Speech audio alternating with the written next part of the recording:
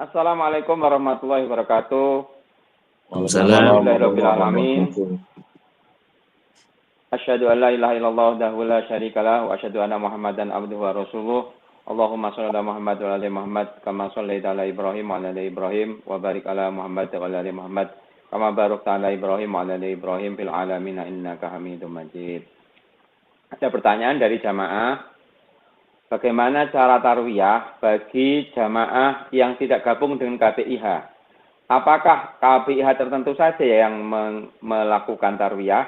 Bagaimana caranya agar jamaah yang tidak tergabung dengan KPIH bisa ikut tarwiyah? Itu pertanyaannya.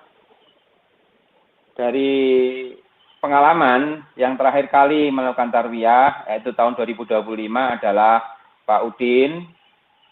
Monggo Pak Udin bisa menyampaikan pengalamannya dan bagaimana tata cara tarwiyah bagi jamaah yang tidak ikut KPIH atau ikut KPIH tapi KPIH-nya tidak tarwiyah.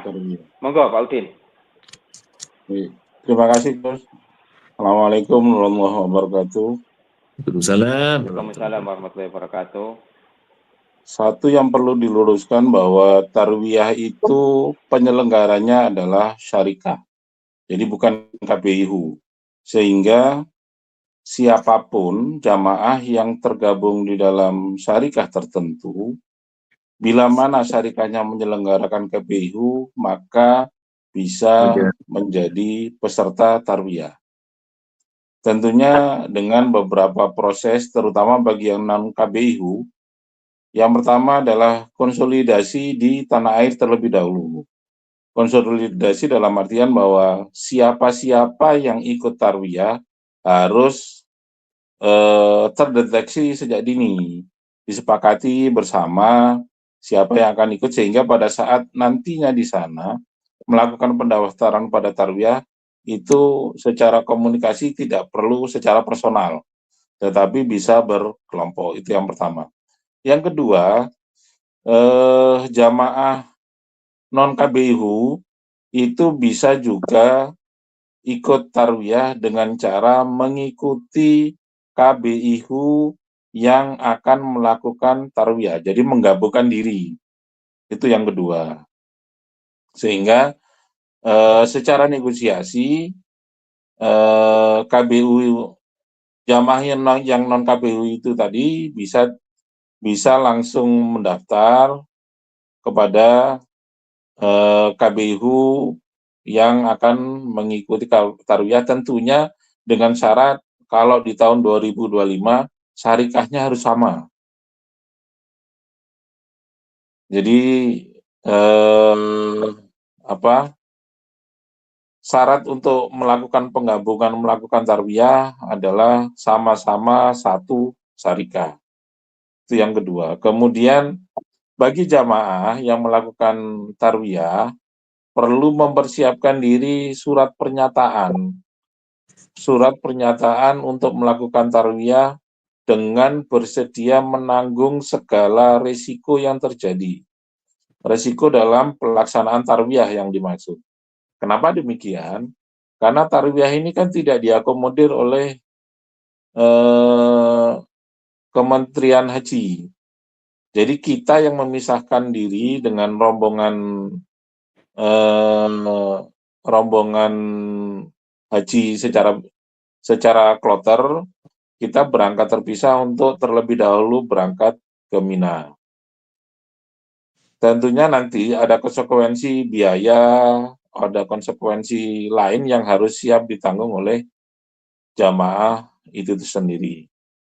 Itu mungkin sementara yang bisa sampaikan, mungkin ada yang Pak Abah Taufik nanti bisa menyempurnakan kekurangannya.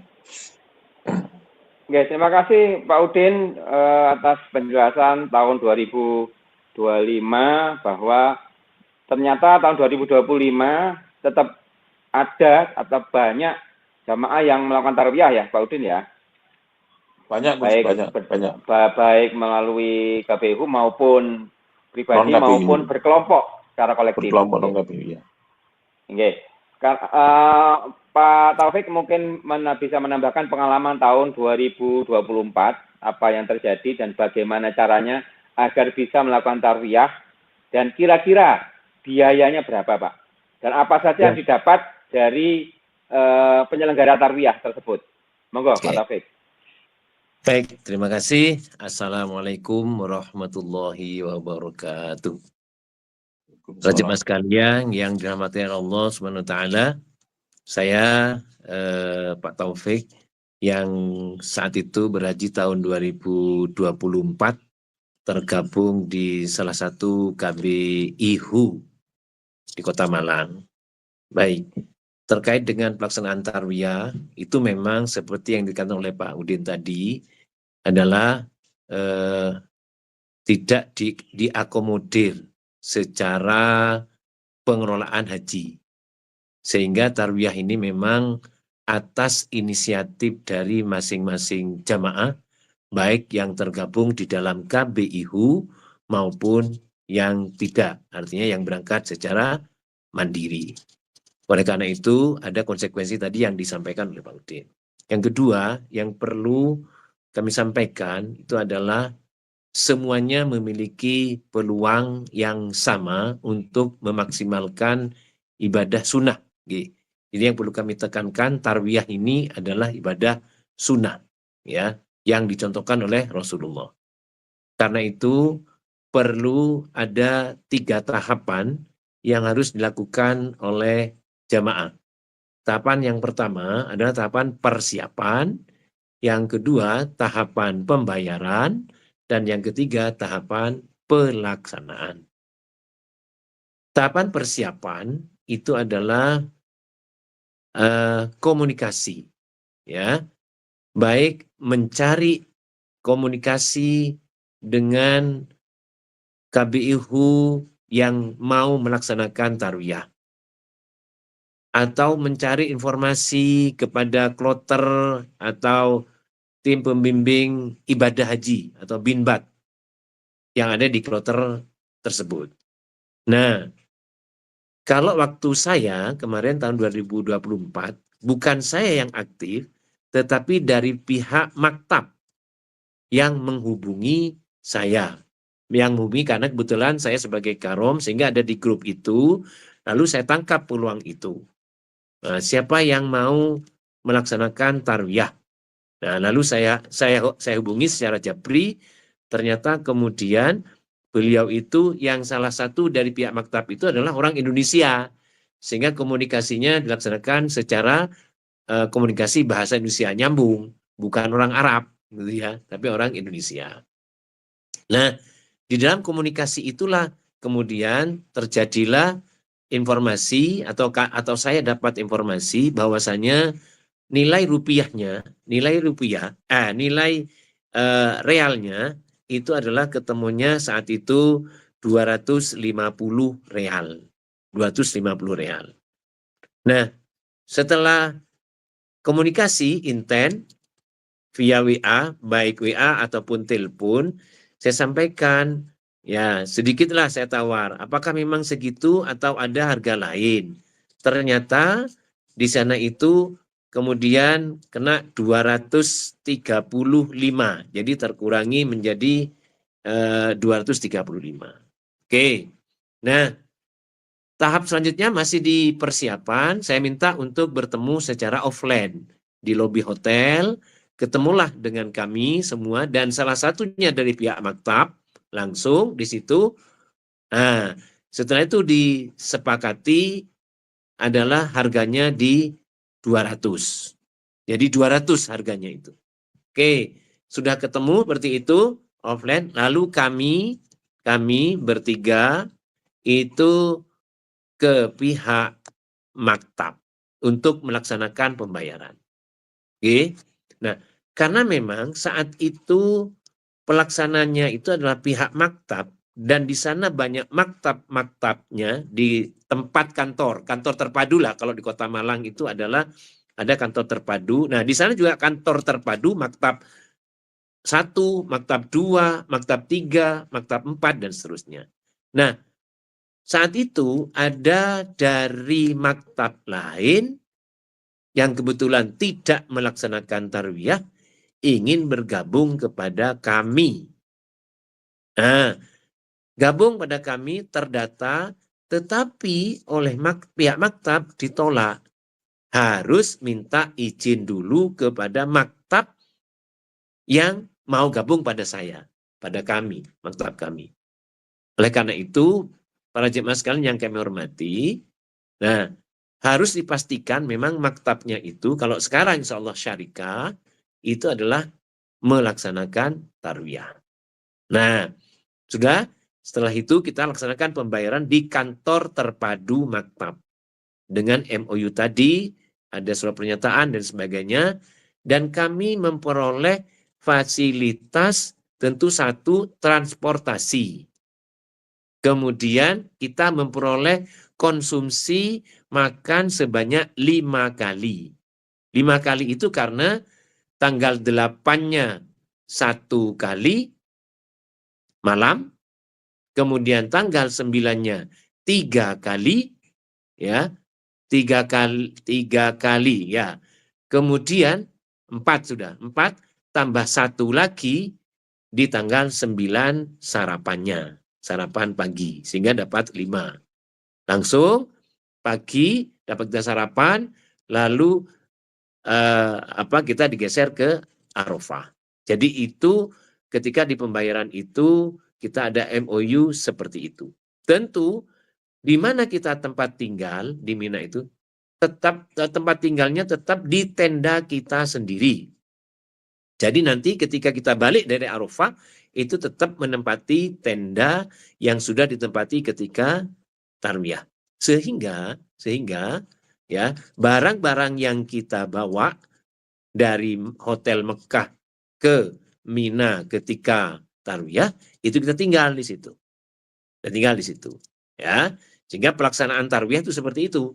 Kita tinggal di situ, barang-barang tinggal di situ, hanya membawa sebagian barang untuk pelaksanaan wukuf di Arafah, mabit di Musdalifah, lalu kembali lagi ke Mina di tenda kita, di tenda awal kita, ketika kita melaksanakan tarwiyah. Nah, sehingga para jemaah sekalian yang dirahmati oleh Allah, kita terus meningkatkan kualitas doa kita, walaupun sunnah yang dikuatkan, itu berupaya semaksimal mungkin untuk melaksanakan sunnah itu, salah satunya adalah tarwiyah.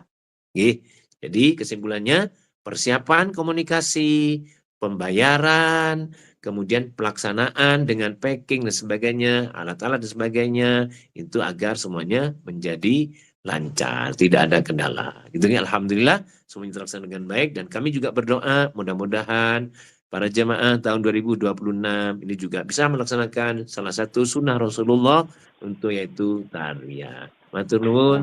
Mohon maaf yang sebesar-besarnya. Assalamualaikum warahmatullahi wabarakatuh. Waalaikumsalam warahmatullahi wabarakatuh. Terima kasih Pak Taufik, Pak Udin. Jadi kesimpulannya bahwa tarwiyah itu yang menyelenggarakan bukan KBIHU, tapi syarikah atau maktab. Maktab itu di bawah syarikah.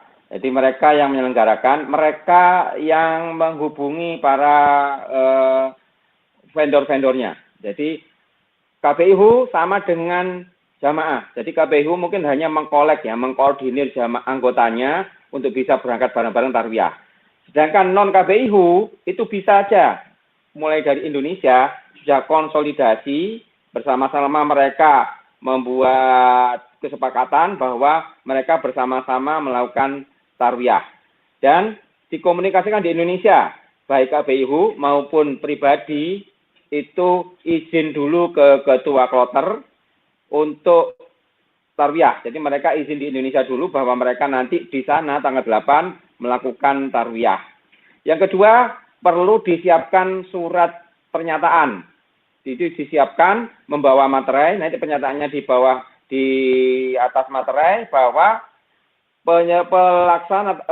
pelaku tarwiyah, jamaah yang melakukan tarwiyah itu melepaskan diri dari rombongan, karena rombongan besar Indonesia nanti itu tidak tarwiyah tapi langsung ke Arafah. Jadi perlu membuat surat pernyataan, melepaskan diri dari tanggung jawab.